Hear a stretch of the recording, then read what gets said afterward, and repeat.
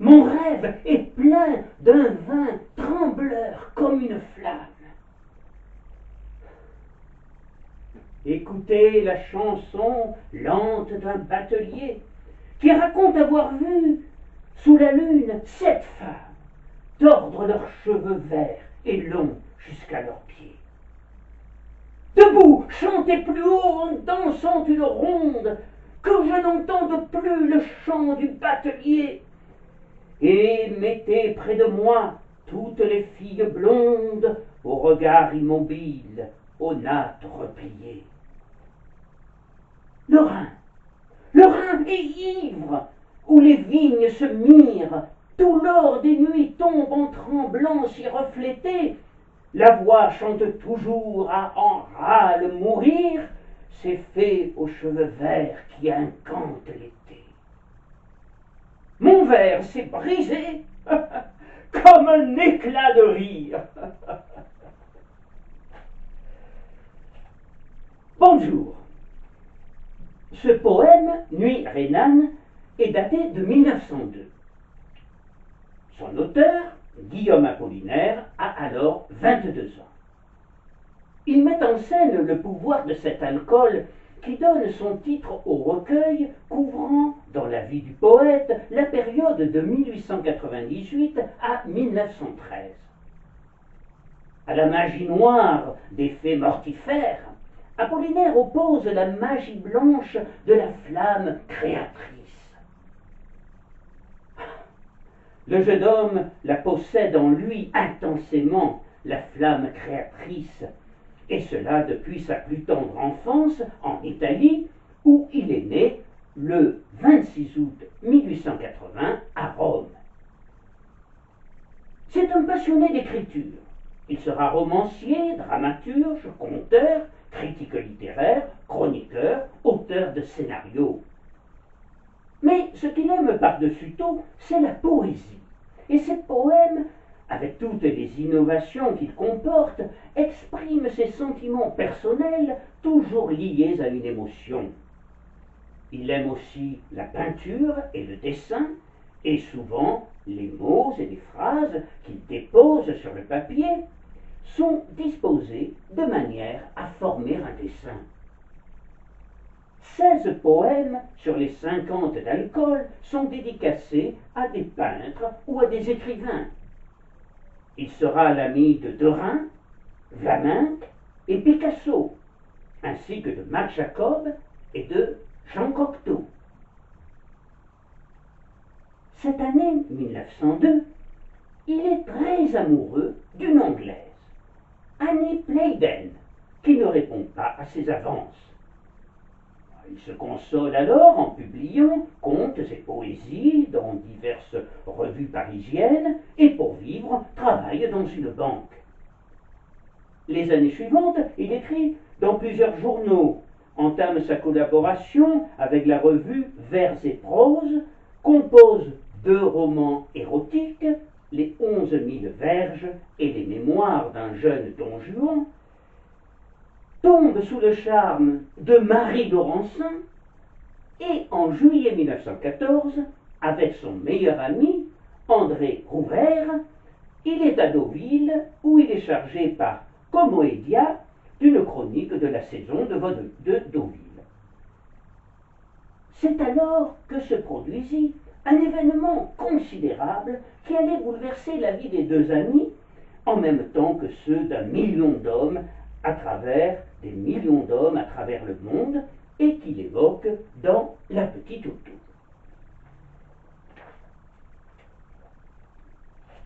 Le 31 du mois d'août 1914, je partis de Deauville un peu avant minuit dans la petite auto de Rouvert.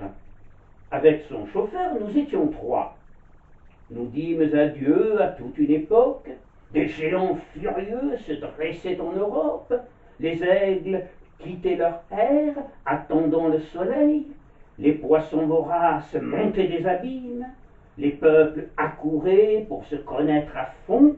Les morts tremblaient de peur dans leur sombre demeure. Les chiens aboyaient vers là-bas où étaient les frontières. Je m'en allais portant en moi toutes des armées qui se battaient.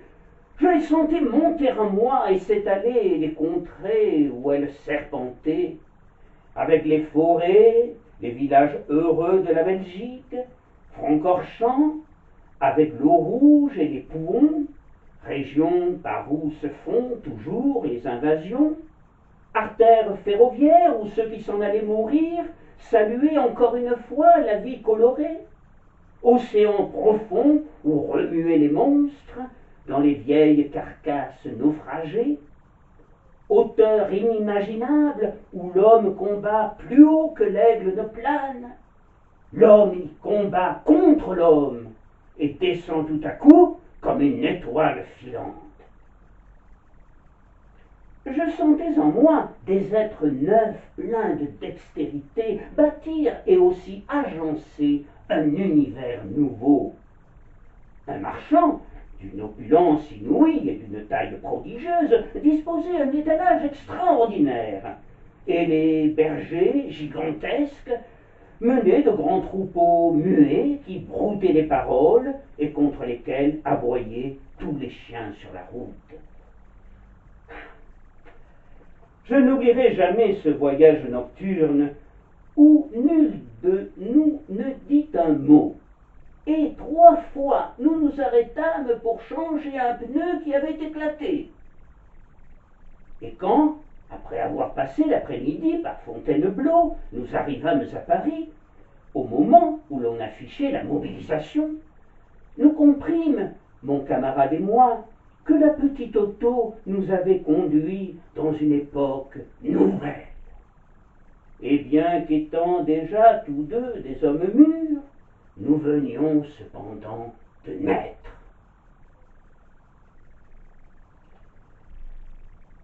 Chacun sait que la date véritable de l'annonce de la mobilisation est le 31 juillet et non le 31 août, comme l'indique Apollinaire. Mais il ne s'agit pas d'une erreur de sa part, mais d'un clin d'œil à ses lecteurs, la naissance du poète ayant été déclarée le 31 août 1880. Pour ce qui est du reste, tout est exact, comme l'épisode des pneus crevés et le passage par Versailles. Apollinaire est, comme la plupart des Français, extrêmement surpris en lisant l'ordre de mobilisation sur les murs de la capitale, même si depuis des mois, des bruits courent sur l'imminence de la guerre. Aussitôt, il entend répondre à cet appel, mais il ne peut pas s'engager comme il le souhaite ardemment, car il n'est pas citoyen français, et il va donc s'efforcer d'obtenir au plus vite sa naturalisation. En septembre, il part pour Nice, où il rencontre la belle Louise de Coligny-Châtillon, qu'il poursuivra en vain de ses assiduités. La vie sentimentale du poète n'était pas un long fleuve tranquille, peut-être parce que, s'il aimait les femmes très souvent le fuyaient, à cause de sa jalousie, une jalousie héritée de l'exclusivisme maternel, aggravé par le fait qu'il était né de père inconnu. Il souffrira toujours de cette situation et avouera en privé « J'aime beaucoup maman, et elle m'aime aussi, mais elle a un caractère slave si développé qu'elle sera jalouse de quelqu'un que son fils aimerait vraiment. » À Nice, il fait au bureau de recrutement une nouvelle demande d'engagement qui est finalement acceptée en décembre. Il est alors affecté au 38e régiment d'artillerie à Nîmes, où Louise, Lou, le rejoint et se donne à lui. Je me suis engagé sous le plus beau des cieux, dans Nice la marine au nom victorieux. Perdu parmi 900 conducteurs anonymes, je suis un charretier du 9 charroi de Nîmes. L'amour dit « reste ici », mais là-bas, les obus épousent ardemment et sans cesse les buts. J'attends que le printemps commande que s'en aille vers le nord glorieux l'intrépide Bleusaille. Les trois servants assis dodelinent leur front où brillent leurs yeux clairs comme mes éperons. Un bel après-midi de garde à l'écurie, j'entends sonner les trompettes d'artillerie. J'admire la gaieté de ce détachement qui va rejoindre au front notre beau régiment. Le territorial se mange une salade à l'anchois en parlant de sa femme malade. 4 pointeurs fixaient les bulles des niveaux qui remuaient ainsi que les yeux des chevaux. Le bon chanteur Giraud nous chante après 9 heures un grand air d'opéra. En l'écoutant, tu pleures. Je flatte de la main le petit canon gris comme l'eau de Seine, et je songe à Paris. Mais ce pâle blessé m'a dit à la cantine des obus dans la nuit, la splendeur argentine. Je mâche lentement ma portion de bœuf, je me promène seul le soir de 5 à 9. Je selle mon cheval, nous battons la campagne. Je te salue au loin, Rose, ô Tourmagne.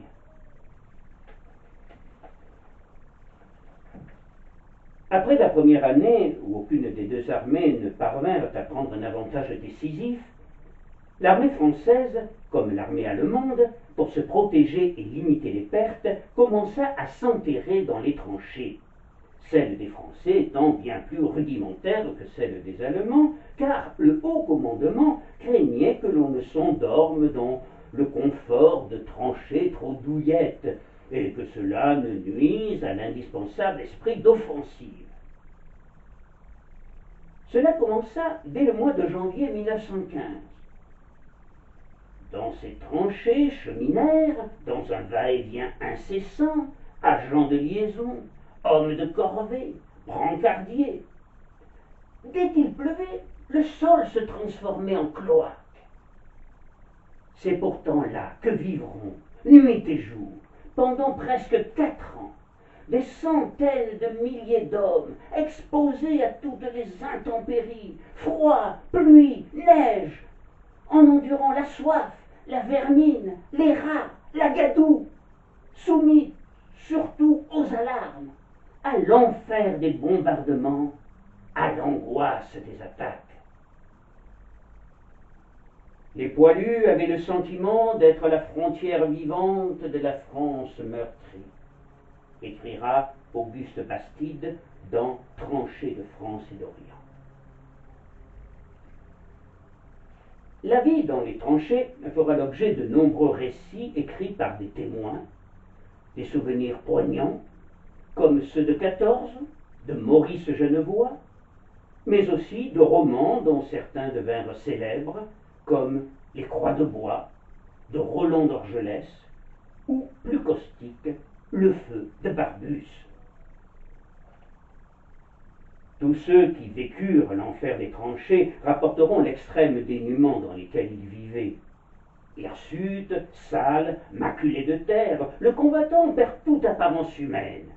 Il devient le poilu.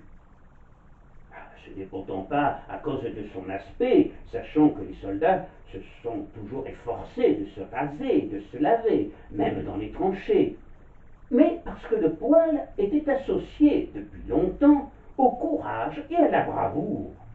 Balzac utilisait déjà le terme pour désigner les grognards de Napoléon. Apparue à l'arrière, à la fin 1914, l'expression de poilu, pour qualifier nos soldats, s'est rapidement popularisée. En 1915, son habillement est revisité. Le mortel pantalon Garance, dont le moins qu'on puisse dire est qu'il faisait du soldat une cible facile, est remplacé par la tenue bleu horizon, qui prenait aussi bien le blanc de la craie que l'ocre de la boue et verdissait également sous le soleil et sous la pluie. Et au képi rouge de l'été 1914, modèle 1884, succède un képi bleu plus simple. Sous celui-ci, on porte désormais le casque de type bourguignotte, imaginé par l'ingénieur Adrian, plus supportable que l'impossible calotte de fer des débuts de la guerre. On peut s'étonner du temps qu'il fallut pour procéder à ces changements nécessaires. En fait, il faut bien se souvenir que la guerre devait être courte, et c'est la raison pour laquelle, lorsque Penelon, officier du cabinet militaire de Poincaré, avait proposé en novembre 1914 son projet de casque à l'état-major, Joffre lui répondit en souriant: « Mon ami, nous n'aurons pas besoin de les fabriquer. Nous tordrons les manches avant 2 mois. »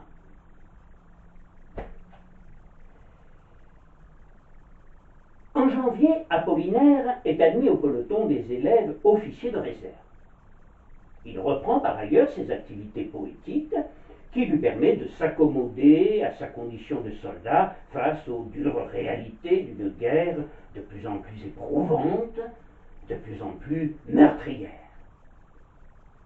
Avec Blot, les relations se sont dégradées. Il semblerait visiblement qu'elle souhaitait autre chose qu'un poète dans sa vie. Mais pour Apollinaire, poète était son métier, comme il tenta de lui expliquer dans une lettre datée du 18 janvier. Maintenant, je te prie de ne plus me chiner sur le métier de poète. Je sais bien que c'est gentiment, mais c'est une habitude que tu prendrais facilement. D'abord, être poète ne prouve pas que l'on ne puisse faire autre chose. Beaucoup de poètes ont été autre chose et fort bien. Je t'écris à la comptine. Excuse ce papier, loup chéri. D'autre part, le métier de poète n'est pas inutile, ni fou, ni frivole. Les poètes sont les créateurs. Poète vient du grec et signifie en effet créateur, et poésie signifie création. Rien ne vient donc sur terre, n'apparaît aux yeux des hommes s'il n'a d'abord été imaginé par un poète. L'amour même, c'est la poésie naturelle de la vie, l'instinct naturel qui nous pousse à créer de la vie, à reproduire. Je te dis cela pour te montrer que je n'exerce pas le métier de poète simplement pour avoir l'air de faire quelque chose et de ne rien faire en réalité. Je sais que ceux qui se livrent au travail de la poésie font quelque chose d'essentiel, de primordial, de nécessaire avant toute chose, quelque chose enfin de divin. Je parle de ceux qui, péniblement, amoureusement, génialement, peu à peu, peuvent exprimer une chose nouvelle et meurent dans l'amour qui les inspirait. Ah, voilà, Lou, encore une lettre trop longue. Et si tu la lis bien, sinon je me vengerai en poète, c'est-à-dire divinement, et tu sais que la vengeance est le plaisir des dieux. Je t'aime, mon loup. Mais si je suis un peu fâché, je suis content tout de même en prévision de la permission. Je t'aime, amour. Lis.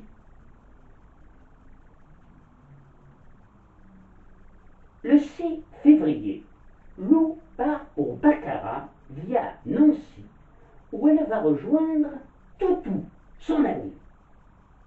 Apollinaire en souffre, mais en dépit de sa jalousie, il ne veut pas le lui montrer et feint de ne pas comprendre. Et faisant contre mauvaise fortune bon cœur, il s'efforce de garder le contact par la plume. Mais il confie sa peine à Rouvert à travers un poème qui, comme l'imparfait du titre, c'est Lou qu'on l'a nommé, révélait qu'il n'était pas dupe de sa trop charmante compagne.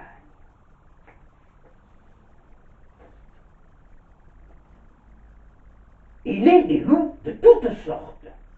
Je connais le plus inhumain. Mon cœur, que le diable l'emporte et qui le dépose à sa porte, n'est plus qu'un jouet dans sa main. Les loups, jadis, étaient fidèles, comme sont les petits toutous, et les soldats, amants des belles, galamment, en souvenir d'elles, ainsi que les loups, étaient doux. Mais aujourd'hui, les temps sont pires. Les loups sont tigres devenus, et les soldats, et les empires, et les Césars devenus vampires sont aussi cruels que Vénus. J'en ai pris mon parti ouvert, et monté sur mon grand cheval, je vais bientôt partir à la guerre, sans pitié chaste et l'oued sévère, comme des guerriers d'Épinal vont des images populaires que Georgin gravait dans le bois. Où sont-ils ces beaux militaires, soldats passés? Où sont les guerres? Où sont les guerres d'autrefois?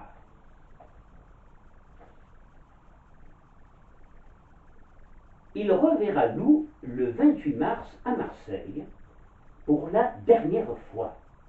Puis il repartira pour le front et rejoindra la 45e batterie de son régiment en Champagne.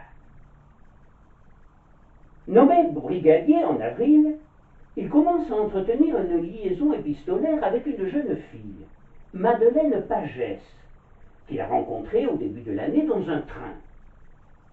Il lui adressera un poème qu'il intitulera Reconnaissance et dans le titre duquel il jouera habilement sur le double sens de reconnaissance, un remerciement à Madeleine Pagès et la mission de recherche sur le terrain ou sur l'ennemi.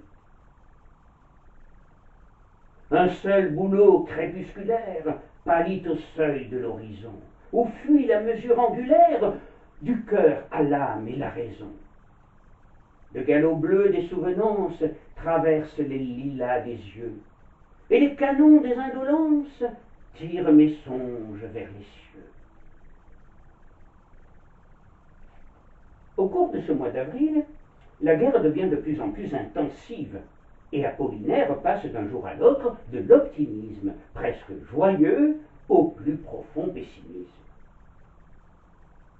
Le poème qu'il intitula tout simplement Guerre peut se lire comme une prophétie optimiste sur le monde moderne auquel la guerre donnera naissance assurément. Et il est vrai que les progrès de la technologie et de la science sont directement liés à elle. Mais on peut le lire aussi comme un vœu pieux et dérisoire. C'est bien là toute l'ambiguïté d'Apollinaire en 1915. Rabot central de combat, contact par l'écoute, on tire dans la direction des bruits entendus. Les jeunes de la classe 1915 et ses fils de fer électrisés. Ne pleurez donc pas sur les horreurs de la guerre. Avant elle, nous n'avions que la surface de la terre et des mers. Après elle, nous aurons les abîmes, le sous-sol et l'espace aviatique. Maître du timon. Après, nous prendrons toutes les joies des vainqueurs qui se délassent. Femmes, jeux, usines, commerce, industrie, agriculture, métal, feu, cristal, vitesse, voix, regard, tact à part. Et ensemble, dans le tact venu de loin, de plus loin encore, de l'au-delà de cette terre.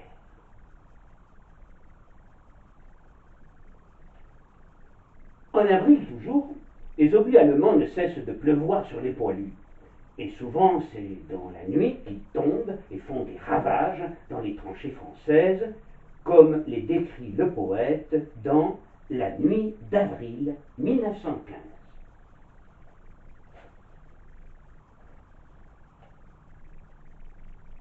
Le ciel est étoilé par les obus des Boches.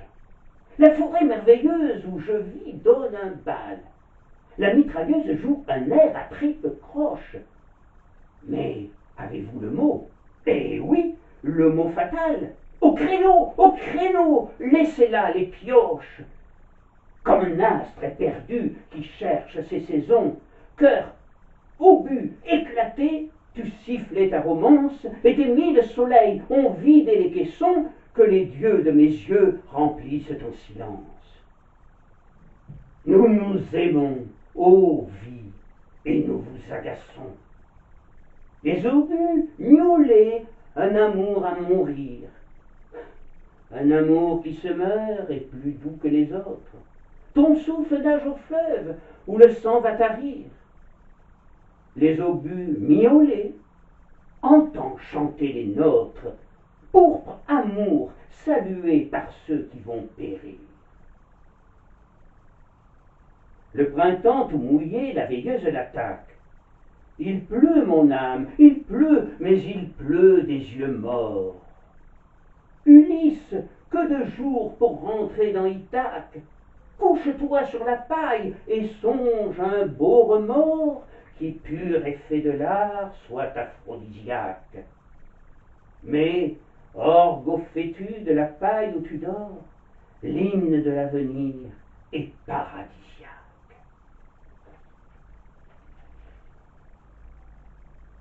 Le miaulement des obus n'est pas une invention poétique d'Apollinaire. L'obus de 77 était surnommé le miaulant. À la fin du mois d'avril, les Allemands, les premiers, commencent à utiliser le gaz de combat, le gaz asphyxiant, qui provoque une panique effroyable et conduira à l'invention des masques à gaz. On estimera à la fin de la guerre à 1 300 000 le nombre total des victimes des gaz non loin d'Ypres sur le front belge. Sous la mitraille, les poilus tentent toujours de progresser, avançant par bonds successifs de 50, 100 et 200 mètres jusqu'à la tranchée ennemie. Cette forme de combat, qui fait appel à l'héroïsme de chacun et nécessite initiative et audace, est par excellence celle de l'infanterie qui paie un lourd tribut à la guerre. Une nation, encore en majorité paysanne, défend sur le sol ancestral chaque pouce de terrain mêlé à la terre des tranchées dans la grande pitié de la campagne meurtrie. Voici les fantassins, aux pas pesants, aux pieds boueux. La pluie les pique de ses aiguilles, le sac les suit. Fantassins, marchandes mottes de terre, vous êtes la puissance du sol qui vous a fait. Claironne en montant en ligne au petit matin le deuxième canonnier Guillaume Apollinaire. Le 11 mai, il adresse à Loup les saisons, le temps béni de la guerre, un poème en forme de chanson sur l'air d'une rengaine enfantine.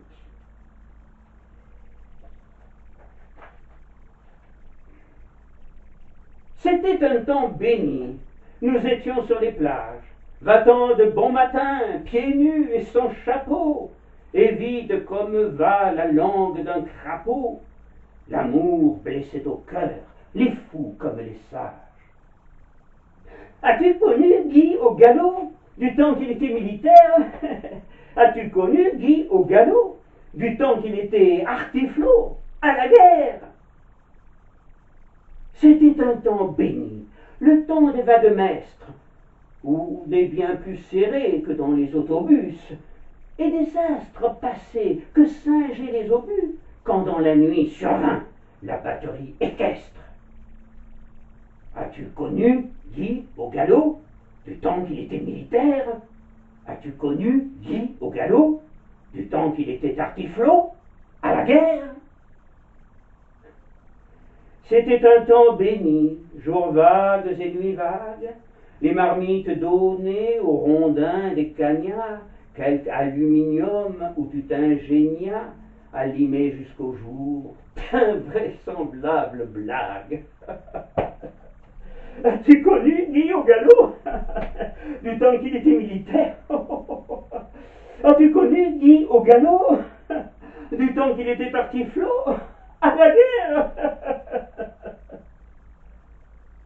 C'était un temps béni.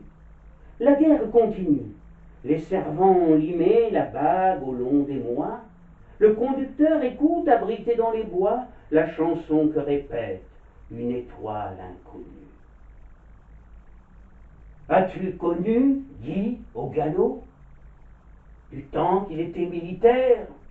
As-tu connu Guy au galop du temps qu'il était tartiflot à la guerre?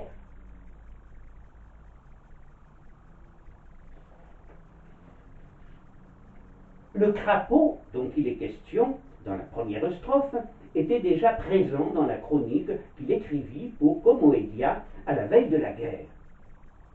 La journée était douce comme le cri du crapaud, et dans la salle où nous nous trouvâmes, M. Tristan Bernard mangeait avec M.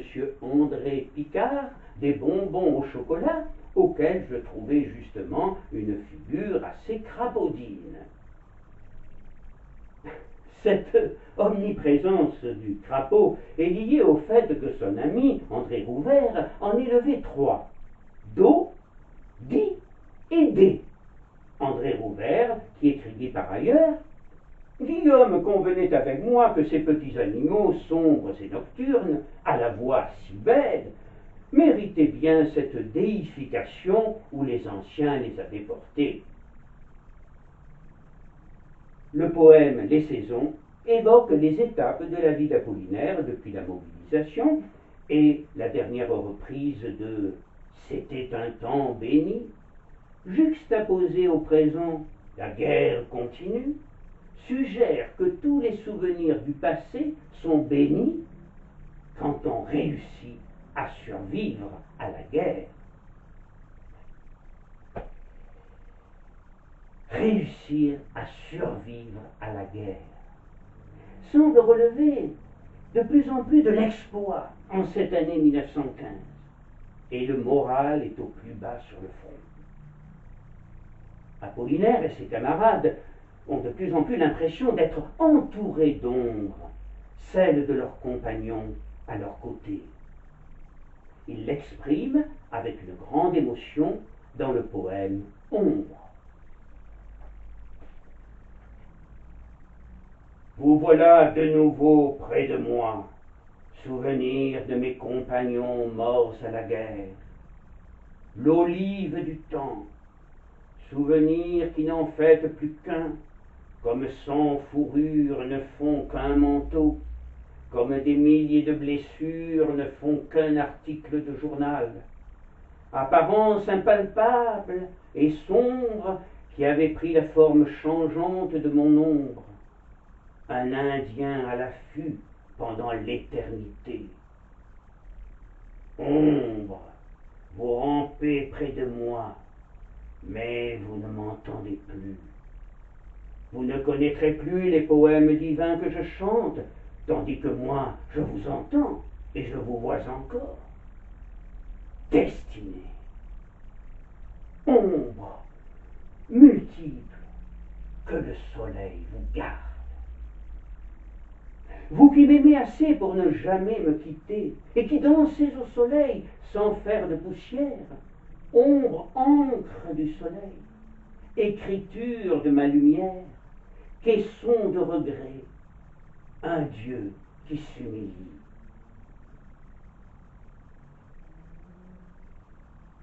Au mois de juin, tout semble se figer sur le front.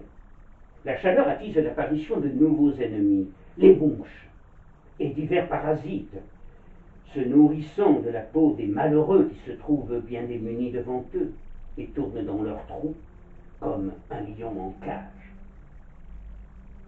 Creusement ou réfection des tranchées, creusement de sape pour miner les lignes ennemies, corvées et exercices divers, tout est bon pour tenter d'éviter aux combattants le terrible ennui. Le 14 juin, rien de particulier ne semble s'être produit. Rien qui puisse justifier, en tout cas, le titre de ce poème, 14 juin 1915. Rien, si ce n'est qu'Apollinaire s'attend depuis un certain temps à un changement de secteur. Cette date est donc tout simplement celle de la composition de ce poème qu'il dédia à sa maman.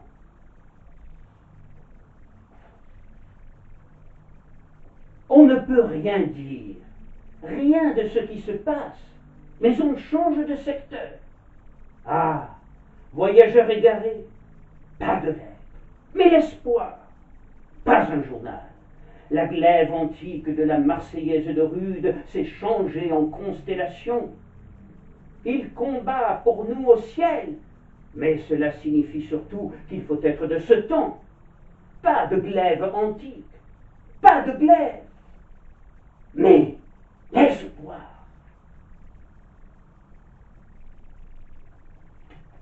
Il faut savoir qu'un secteur était un réseau de lignes fortifiées couvrant une certaine zone du front.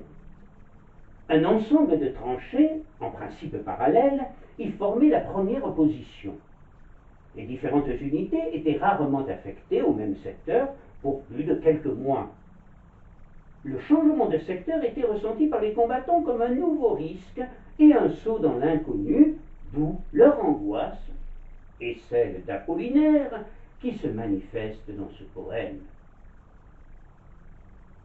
L'état-major établira en 1915 un système de tournante afin d'alléger les peines des combattants. 15 jours de tranchée, une semaine en première ligne, une semaine en réserve, suivi de 8 jours de cantonnement à l'arrière, où l'on continuait toutefois à entendre le bruit sourd et obsédant du canon et à assister au spectacle grandiose des fusées illuminant le ciel. De nombreux combattants, pendant la Grande Guerre, ont décrit la beauté du spectacle nocturne des fusées. L'ambivalence du titre du poème, Merveille de la guerre, juxtapose avec habileté deux termes antagonistes, la beauté du spectacle de la guerre et les phénomènes réels, voire diaboliques qu'elle engendre. Il débouche sur une prophétie et un testament du poète. Merveille de la guerre. Que c'est beau, ces fusées qui illuminent la nuit. Elles montent sur leur propre cime et se penchent pour regarder. Ce sont des dames qui dansent avec leur regard aux yeux bas et cœurs. J'ai reconnu ton sourire et ta vivacité. C'est aussi l'apothéose quotidienne de toutes nos Bérénices dont les chevelures sont devenues des comètes. Ces danseuses surdouées appartiennent à tous les temps et à toutes les races. Elles accouchent brusquement d'enfants qui n'ont que le temps de mourir. Comme c'est beau, toutes ces fusées. Ah, mais ce serait bien plus beau s'il y en avait plus encore. S'il y en avait des millions qui auraient un sens complet et relatif comme les lettres d'un livre. Pourtant, c'est aussi beau que si la vie même sortait des mourants. Mais ce serait plus beau encore s'il y en avait plus encore. Cependant, je les regarde comme une beauté qui s'offre et s'évanouit aussitôt. Il me semble assister à un grand festin éclairé à giorno. C'est un banquet qui s'offre à la terre. Elle a faim et ouvre de longues bouches pâles. La terre a faim, et voici son festin de Balthazar cannibale. Qui aurait dit qu'on pût être à ce point anthropophage, et qu'il fallut tant de feu pour rôtir le corps humain? C'est pourquoi l'air a un petit goût amphiromatique qui n'est, ma foi, pas désagréable. Mais Le festin serait plus beau encore si le ciel y mangeait avec la terre. Il n'avale que les âmes, ce qui est une façon de ne pas se nourrir, et se contente de jongler avec des feux versicolores. Mais j'ai coulé dans la douceur de cette guerre avec toute ma compagnie au long des longs boyaux.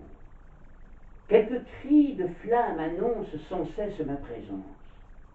J'ai creusé le lit où je coule en me ramifiant en 1000 petits fleuves qui vont partout. C'est moi qui commence cette chose des siècles à venir. Ce sera plus long à réaliser que non la fable du carre volant. Je lègue à l'avenir l'histoire de Guillaume Apollinaire, qui fut à la guerre et sut être partout, dans les villes heureuses de l'arrière, dans tout le reste de l'univers, dans ceux qui meurent et piétinant dans le barbelé, dans les femmes, dans les canons, dans les chevaux, au zénith, au nadir, aux 4 points cardinaux, et dans l'unique ardeur de cette veillée d'armes. Et ce serait sans doute bien plus beau si je pouvais supposer que toutes ces choses dans lesquelles je suis partout pouvaient m'occuper aussi. Mais dans ce sens, il n'y a rien de fait, car si je suis partout à cette heure, il n'y a cependant que moi qui suis en moi.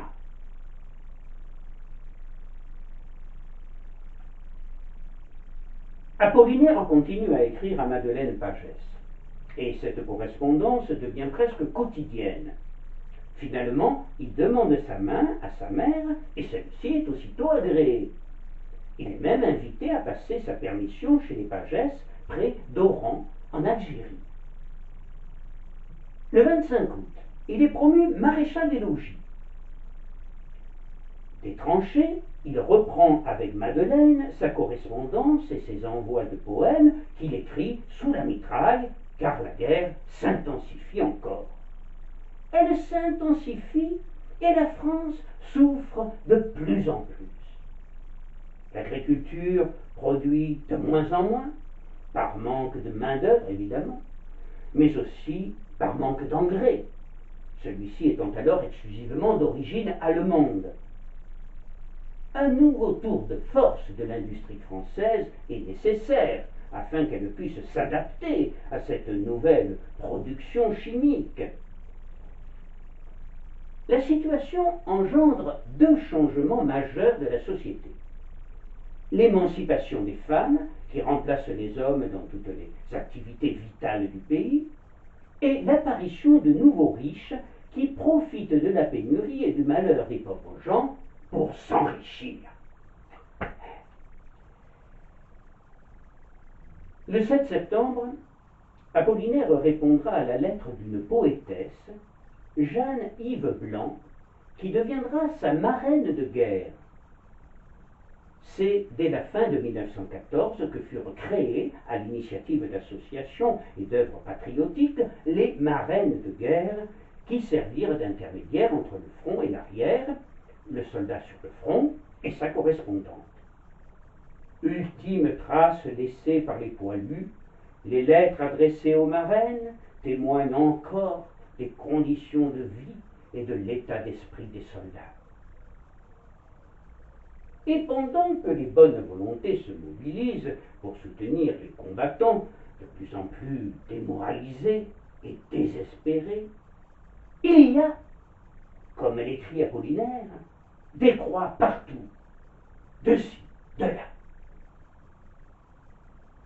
C'est le 30 septembre qu'il adressera à Madeleine ce poème sans titre qui fait songer à Enfance 3, poème des Illuminations d'Arthur Rimbaud, dont chaque vers commence par « il y a ».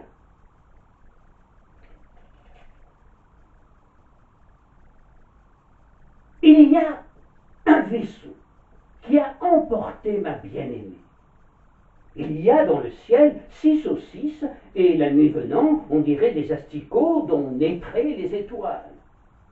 Il y a un sous-marin ennemi qui rend boulet à mon amour. Il y a 1000 petits sapins brisés par les éclats d'obus autour de moi.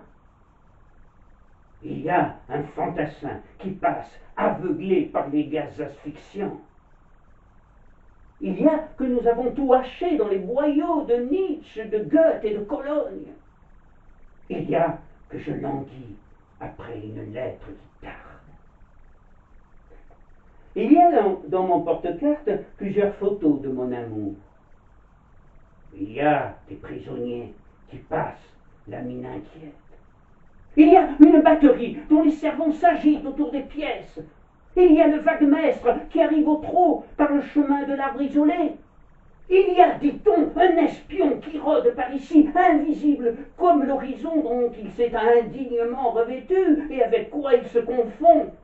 Il y a, dressé comme un lys, le buste de mon amour. Il y a un capitaine qui attend avec anxiété les communications de la TSF sur l'Atlantique. Il y a, à minuit, des soldats qui scient des planches pour les cercueils. Il y a des femmes qui demandent du maïs à grands cris devant un Christ sanglant à Mexico. Il y a le Gulf Stream qui est si tiède et si bienfaisant. Il y a un cimetière plein de croix à 5 kilomètres. Il y a des croix partout, de ci, de là. Il y a des figues de barbarie sur ces cactus en Algérie. Il y a les longues mains souples de mon amour. Il y a un encrier que j'avais fait dans une fusée de 15 cm et qu'on n'a pas laissé partir. Il y a ma selle exposée à la pluie. Il y a les fleuves qui ne remontent plus leur cours. Il y a l'amour qui m'entraîne avec douceur. Et il y avait un prisonnier Boche qui portait sa mitrailleuse sur son dos. Il y a des hommes dans le monde qui n'ont jamais été à la guerre. Il y a des hindous qui regardent avec étonnement les campagnes occidentales. Ils pensent avec mélancolie à ceux dont ils se demandent s'ils les reverront. Car on a poussé très loin, durant cette guerre, l'art de l'invisibilité.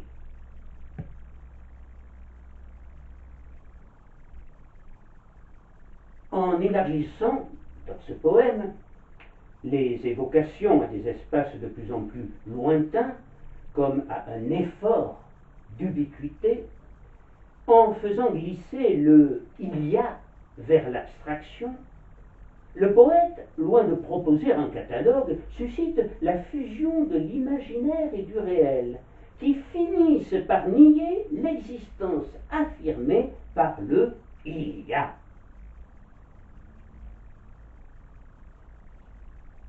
Le 26 décembre, en permission de détente, Apollinaire part en Algérie pour retrouver Madeleine, sa petite fiancée d'Oran.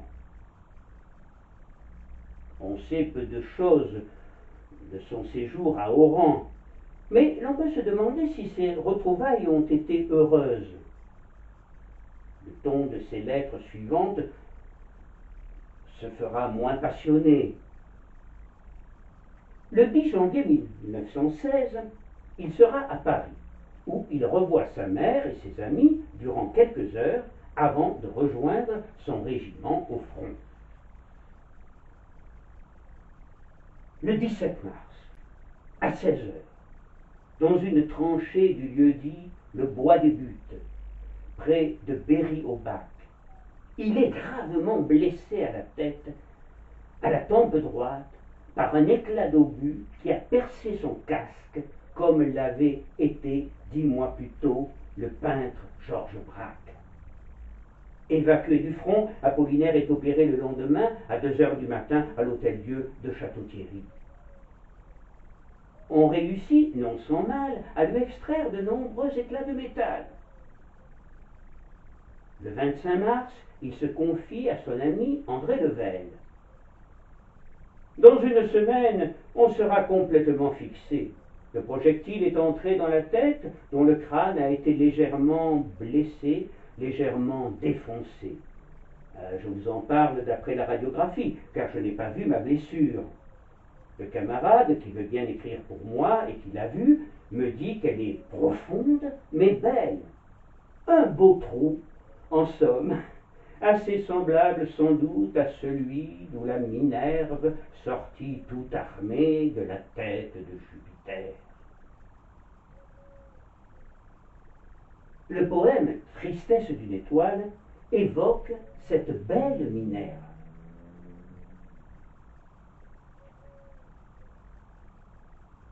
La belle Minerve est l'enfant de ma tête. Une étoile de sang me couronne à jamais.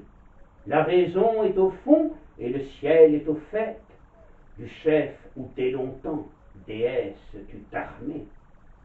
C'est pourquoi de mes mots, ce n'était pas le pire, ce trou presque mortel et qui s'est étoilé.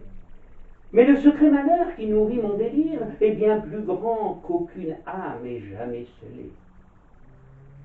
Et je porte avec moi cette ardente souffrance, comme le ver luisant tient son corps enflammé, comme au cœur du soldat, il palpite la France, et comme au cœur du lys, le pollen parfumé.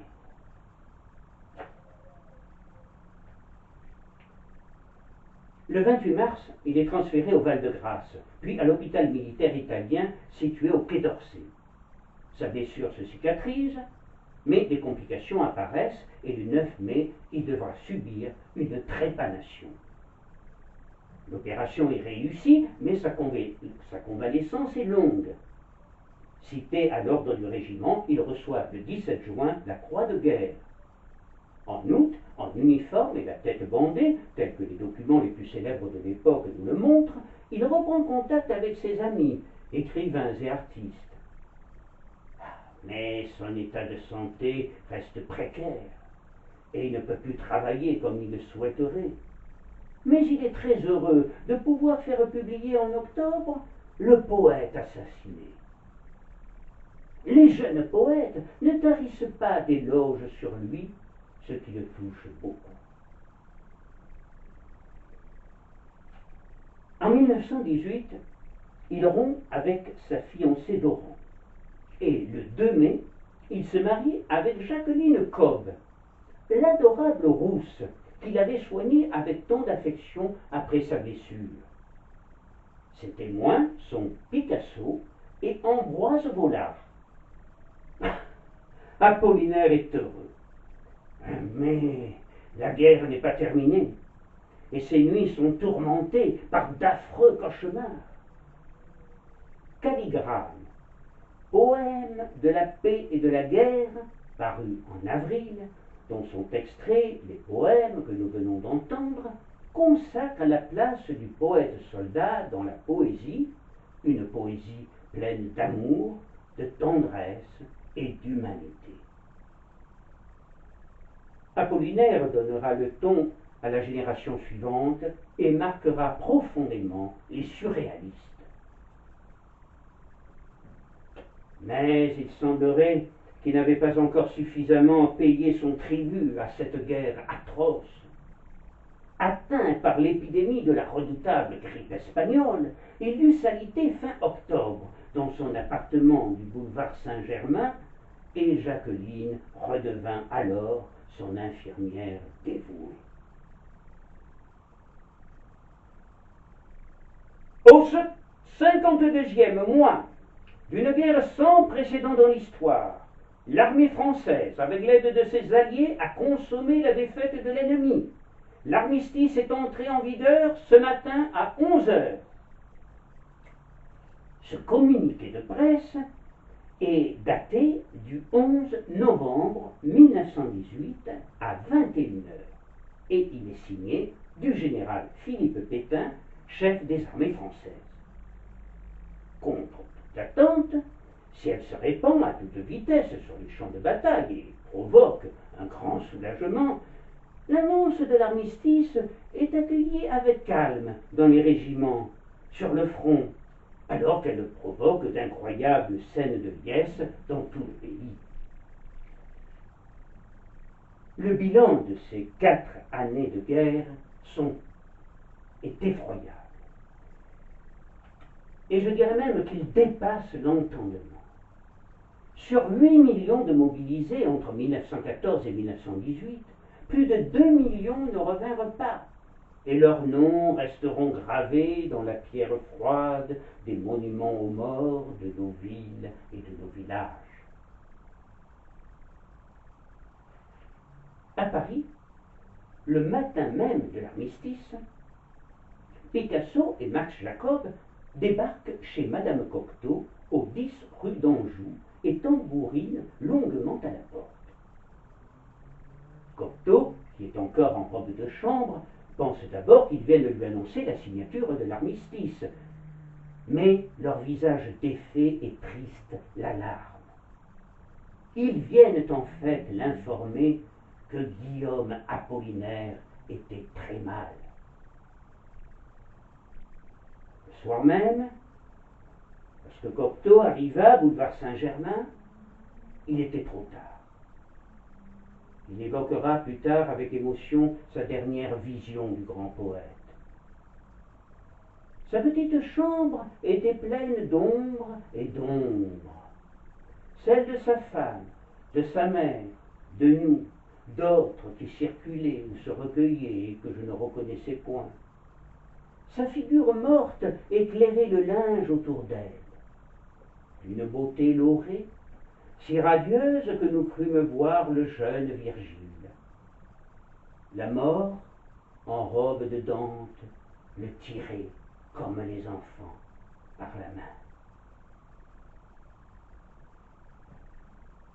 Apollinaire était mort le 9 novembre 1918 à 17 heures, sans avoir eu le temps de revoir couler la Seine, la sienne, celle du pont Mirabeau, quand sonne l'heure et quand les jours s'en vont et que l'on s'en va avec eux.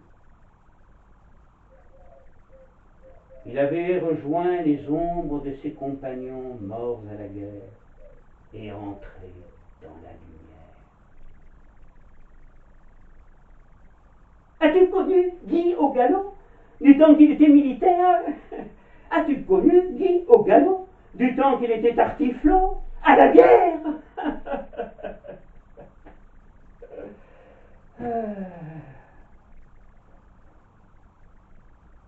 Je vous remercie.